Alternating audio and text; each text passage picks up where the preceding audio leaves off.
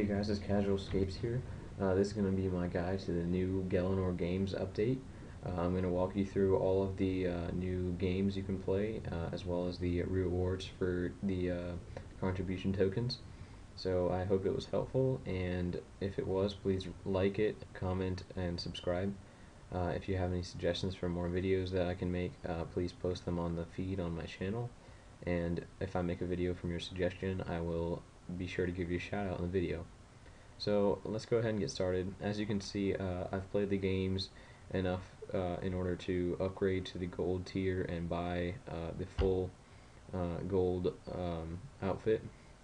I've got the hat, the chest plate, the legs, the shoes, the gloves, and the torch. Just one thing to say, I do like that the outfit is weight reducing. It's actually really effective with the weight reducing, and if you're using the whole outfit plus the let's switch to my boots of lightness here, minus 7 kilograms, so that's really light. Just to let you guys know, like other than the torch here, which is 1.8 kilograms, every piece of the outfit is subtracts on your weight, so it's minus 1.3 on the hat, minus 1.3 on the skirt, probably the same on the legs, and even the same on the gloves. So every piece subtracts 1.3 kilograms. So if you were to take off the gold torch and drop it or put it in your bank or anything, you would have severely weight reduced. So that's one thing I do like about the outfit, other than the fact that it's cool to be holding a torch with fire out of it. For now, I'm just going to wear my gold shoes to match my outfit. But while we're here, we might as well discuss the rewards. I know I did in my Gielinor Games preparation video, I discussed the rewards a little bit, but now that the update is released, I might as well talk about it a little bit more. So you have the bronze and the silver tiers, and in order to get to the gold, you have to buy the unlock, and that's 2,500 contribution points. And you have to do the same for the gold tier. And you can move up to gold tier, and you can buy all these items. I haven't gotten the emotes yet, or the Herculean gold ring, but this ring here grants you 100,000 bonus XP while you're in the Gielinor games. So over the course of the next month, while the games are open, you can gain another 100k XP in whichever skills you're training in the games.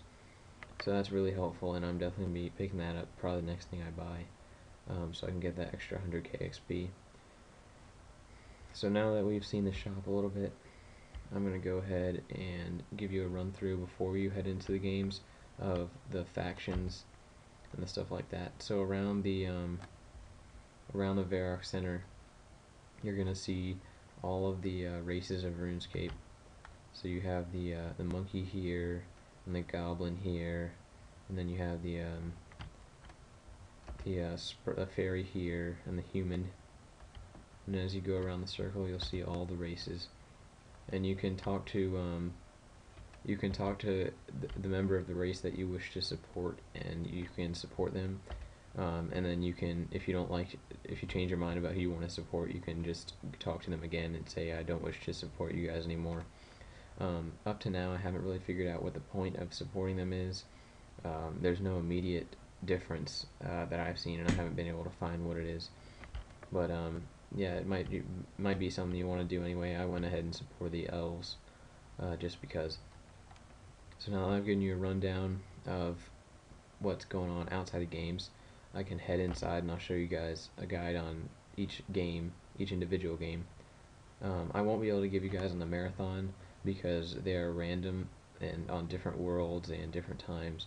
So, but the random marathons are pretty self-explanatory. You just run around the map, and there's 3 courses as of right now, and you just run around the map through checkpoints and gain contribution points and XP.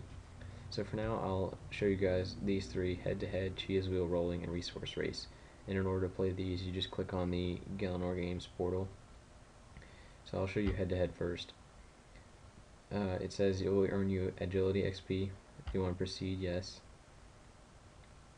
And then it'll come up with the instructions to the game.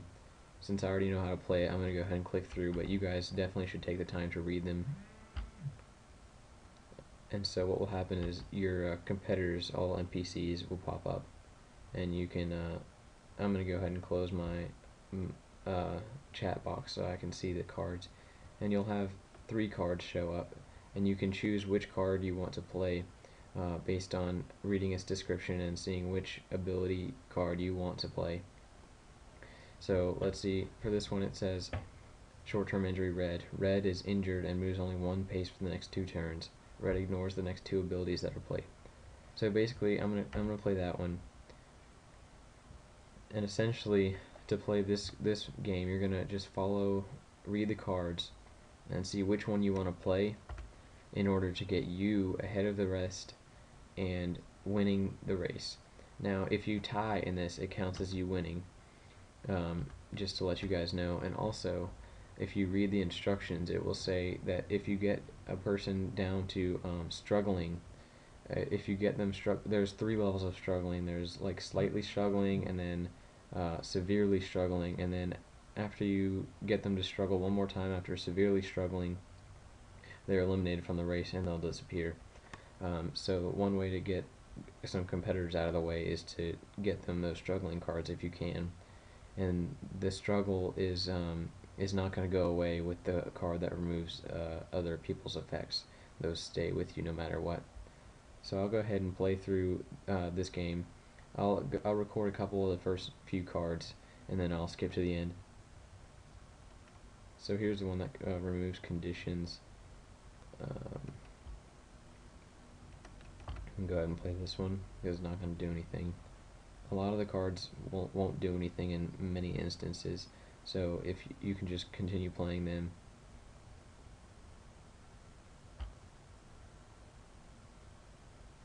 Okay, so once you get the gist of this game, I'm going to go ahead and stop recording, and I'll open up the recording at the end of this race. Alright, so we're in the last couple of plays of my race. It looks like I'm going to be tied with 3 people for the first place. Yep.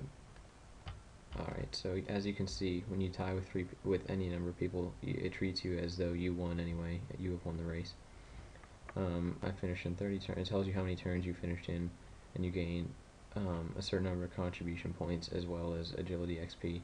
And you can only gain a certain number of agility XP per day in this game, and that applies also to the other Gielinor games events. You can only get a certain number of XP per day in each event, in each skill. So you can go ahead and play this again, or you can. I'm going to go ahead and return to Varrock for the purpose of this guide, and then go ahead and enter the portal again so I can show you guys the next game. Something you guys should know, once you get up to 2,500 contribution points, it's going to stop collecting them. All you have to do in order to collect more is go into the Umad Arrow's shop and purchase something. For some reason, they're capping the amount of contribution points that you can have at one time at 2,500, so all you have to do is go and use some of those contribution points in order to continue gaining some. So that's just a heads up in case you guys get confused. It shouldn't really be a big deal as long as you pay attention to the contribution points you're earning when your game ends. So I'm going to do the cheese wheel game, and this will earn you defense experience. I'm going to hit yes, I want to proceed, and it'll give you the instructions. Now this game is a bit confusing at first, and for me it was kind of frustrating, to be honest, but it's kind of hard to explain, but once you get the hang of it, it'll be alright. So what you're going to do is you're going to go over here and click roll, and essentially you're going to be trying to avoid as many obstacles as possible by clicking side to side and making your character avoid them in order to catch your cheese wheel. See there, I hit a log. Sometimes you're going to click to the side and your character's not going to move. My advice there is just spam click on your sides, and it even tells you that when you're looking at the instructions, it says click as fast as possible on either side.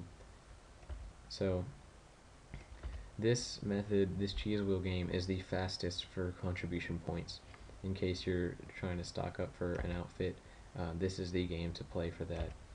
You're going to get the fastest contribution points playing this game, even if you're not doing as well. And sometimes you'll just trip up out of nowhere like that, and that's the part I haven't really gotten a complete grasp on.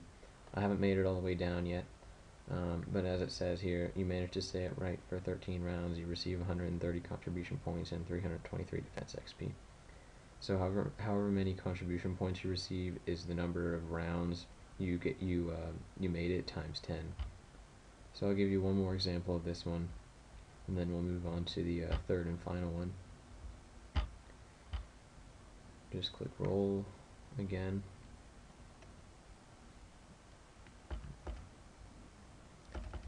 Just basically you want to avoid all this stuff, and that time it didn't register fast enough. Even though I was spam clicking, it happens sometimes. So I'm going to go ahead and return to Varrock.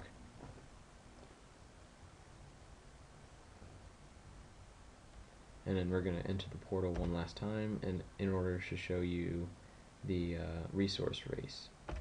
So this resource race game is going to be the only one you need items going into. You're going to want your best pickaxe and your best hatchet in order to do this, and I'll explain that in a second. But as it says here, you'll earn mining, farming, and or woodcutting XP. Proceed, yes. And then it'll show you which colors are correspondent to how many points, as well as which level requirement they are. So basically for this resource race, you're going to be gathering as many resources as you can as quickly as possible, and you're going to be placing them into this deposit point when you get a full inventory. And you're going to have 5 minutes to collect as many as possible. And obviously the higher the level the requirement is, the more points it's going to get you, but the longer time it takes to respawn also. So if you have, if you have the level for reds, you have level 80 in woodcutting, mining, and or farming, then you might as well stick to as many reds as possible, and if they get stopped with the respawning, go for the greens for the most points. So I'm going to go ahead and show you guys an example of this, even though I didn't bring my hatchet and pickaxe for the purpose of this one. I'm going to go ahead and show you my bronze stuff. It won't be a good score or anything, but it's just to show you guys how it works. Oh, I went to the wrong side, sorry about that. So you can do farming, mining, and woodcutting. Usually I stick to the woodcutting because that's my strongest level. But as you can see, the ores are correspondent to the level they are with. So if you get confused or forget how many points each is worth, you can examine, and it will say this rock contains blue ore worth 1 resource point, and then the greens, for example, are worth 7. Since I don't have really high mining level, I can't do the greens or the reds. I've only got like 57 mining. It's not really great. But the blacks are 5 resource points, so I want to stick to the blacks as much as possible, because they're going to get me the most resource points in the shortest amount of time. So let me go over here to the woodcutting and give you guys an example of that. It's basically the same thing, and you're racing against the clock, which is up here in the left hand corner, and you have to have your resources deposited in the thing in the center over here, the deposit point, in order for them to count. So make sure you have enough time to get back to that deposit point and deposit them before you run out of time. So yeah, having your best pickaxe and or hatchet is going to really help you with speeding up your woodcutting, mining, and not really farming because there's no materials for that, but your woodcutting and mining will help a lot with. So I'm going to go over to the black tree over here and get some more points for that one. And now that you get the gist of it, I'm going to go ahead and pause it until the end of this 5 minutes. Alright, so I've got 30 seconds left.